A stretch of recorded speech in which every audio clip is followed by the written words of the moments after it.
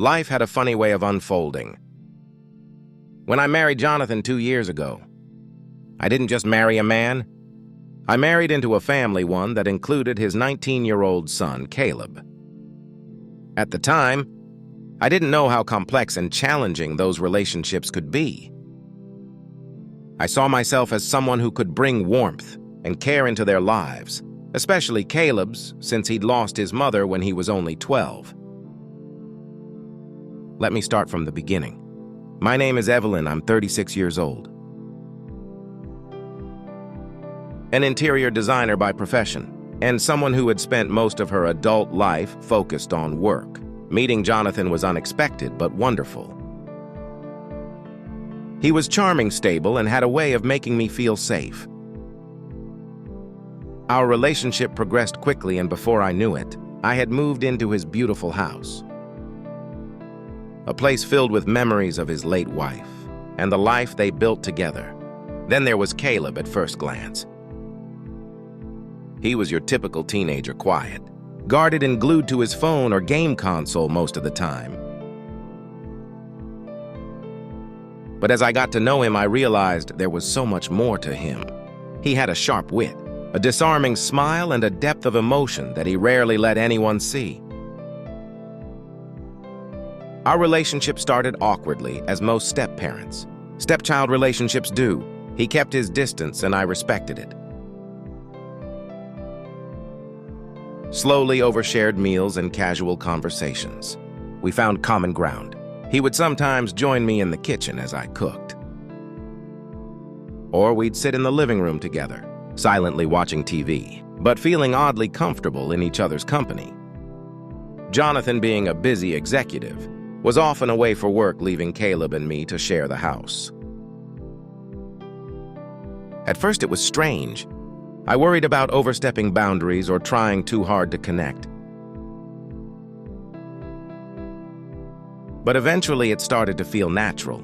We became friends in our own quiet way, that it was a lazy Saturday afternoon. And Jonathan had gone out to run errands, leaving Caleb and me alone in the house. I was just sitting down to watch a show when I noticed my bracelet had gotten caught between the cushions of the couch. Frustrated, I reached into the crack between the cushions to grab it. But as I did, I felt my hand wedged tight. Not again," I muttered, tugging unsuccessfully. The more I tried to pull my hand free, the more stuck it became. I needed help. "Caleb," I called out, a hint of embarrassment creeping into my voice. A moment later, Caleb appeared in the doorway looking slightly confused. "What's wrong? My hand is stuck in the couch," I said with a sigh, laughing at my own misfortune. His face softened into a smile as he stepped forward. Kneeling down beside me let me help. His hand brushed against mine as he reached for my wrist. And I felt a strange flutter in my chest. There was something about the way he touched me, so careful, so considerate, that made my breath catch in my throat. Caleb's fingers gently worked to release my hand, but the way his touch lingered against my skin made it hard for me to focus on anything else. My pulse quickened, and I felt a warmth spread through me, almost as if his touch was sending currents of electricity through my body once my hand was free. Caleb didn't immediately pull away.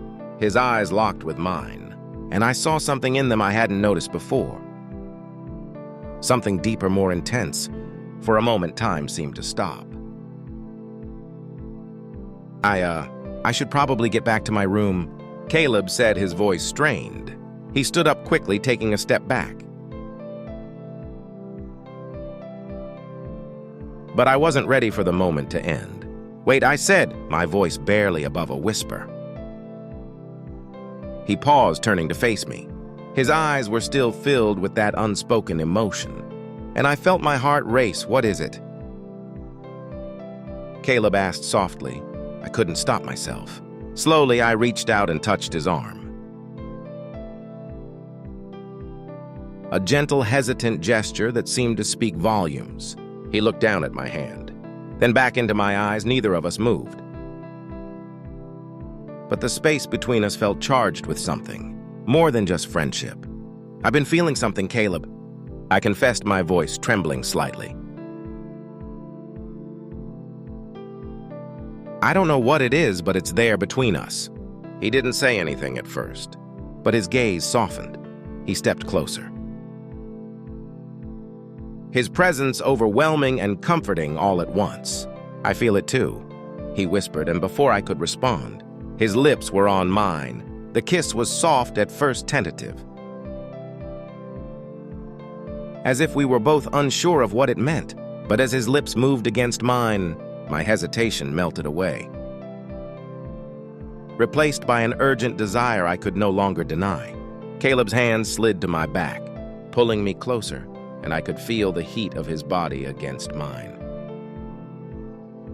The kiss deepened, becoming more passionate, his lips parting mine as our tongues met in a slow, teasing dance. Every part of me was alive in that moment. My body responded to him in ways I couldn't explain. My hand slid up to his chest, feeling the strength of his muscles beneath the soft fabric of his shirt. I wanted more, wanted to feel every inch of him. But I pulled back breathless, my heart pounding in my chest. "We can't do this," I murmured, my forehead resting against his.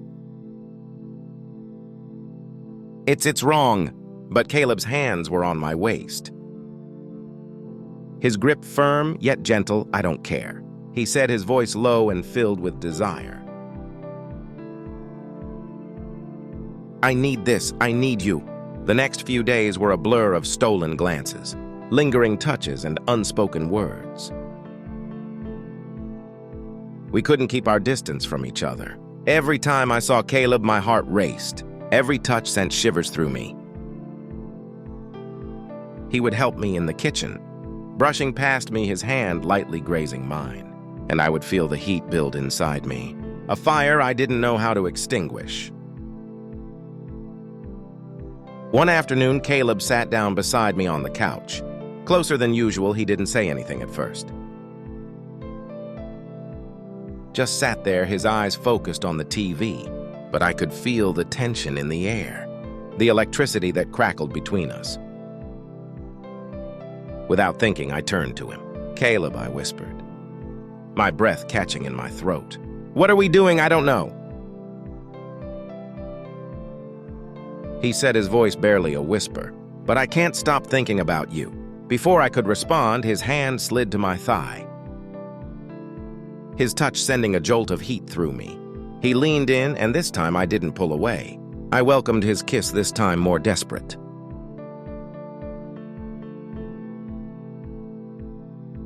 More urgent than before, his lips were on mine again, harder, demanding, and I met him with the same intensity. His hand slid up to cut my cheek, his thumb gently brushing my skin. As he deepened the kiss, I felt his body pressed against mine, the hardness of his chest against my softness. I wanted him, needed him, and I couldn't deny it any longer. We found ourselves in my bedroom, our bodies pressed together in a frenzy of passion. Caleb's hands were everywhere, touching, exploring, igniting every part of me. He kissed me deeply, his lips trailing down my neck. As I gasped for breath, every touch made me shiver, and every kiss sent waves of pleasure through me. "I want you, Evelyn," he whispered, his voice husky with need. I can't stop. I was beyond caring about what was right or wrong. I needed him just as much. Our bodies moved together in perfect harmony. Each touch, each kiss, a confession of the desire we could no longer suppress. After that night, things became complicated. Caleb and I had shared something intimate, but we both knew it couldn't be easy. The guilt was overwhelming, and neither of us knew how to process what had happened. I tried to distance myself from him, avoiding his gaze, keeping conversations short and surface level. But every time I saw him, my heart would race and the tension would return. I could tell he was struggling too. But we both knew we couldn't go back to how things were before. I began to question my decisions, my feelings, and what this meant for our future. Could we truly be together? Was it wrong? The last thing I wanted was to hurt Jonathan. But the pull I felt toward Caleb was undeniable. One night as we were sitting together in the living room, Caleb spoke up. "Evelyn, I need to talk to you." I turned to him, my chest tight with nerves. "What's going on? I can't keep pretending anymore." He said quietly, "I feel something for you, something real, and I don't know what to do about it." I nodded slowly, my heart hammering in my chest. "I feel the same way, Caleb. But we can't just ignore the situation. What about Jonathan? What about everything we've built?" Caleb stood up and walked over to the window. His back to me. "I know I thought about all of that. But every time I see you, I can't pretend it's not there. It's like I'm living in two worlds and I can't reconcile them." I got up and moved to stand behind him, my hand resting lightly on his shoulder. "I don't know what to do either, Caleb. But I do know that whatever this is between us, we have to figure it out together." The days that followed were filled with conversations, doubts, and realizations. Caleb and I spent more time together, trying to understand the depth of our feelings, weighing the consequences of everything we had shared. We knew it couldn't continue without a major decision. One evening, as the sun began to set, Caleb and I sat down together in the kitchen. "We can't keep living like this," he said, his voice steady but filled with emotion. "I want you, Evelyn, but I want us to be able to move forward without guilt." Without fear, I took a deep breath. "We have to be honest with Jonathan. It's the only way we can move forward." Caleb nodded. "I'll talk to him.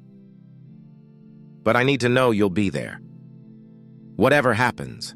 And so after much deliberation and emotional strain, Caleb and I made the choice to tell Jonathan the truth. We sat him down one evening and confessed everything. The attraction, the confusion, the relationship we had tried to ignore. It was one of the hardest moments of my life. But Jonathan's response was nothing like I had feared. He didn't lash out, he didn't accuse. Instead, he looked at us both with understanding. There were a touch of sadness in his eyes. "I don't understand it," Jonathan said quietly.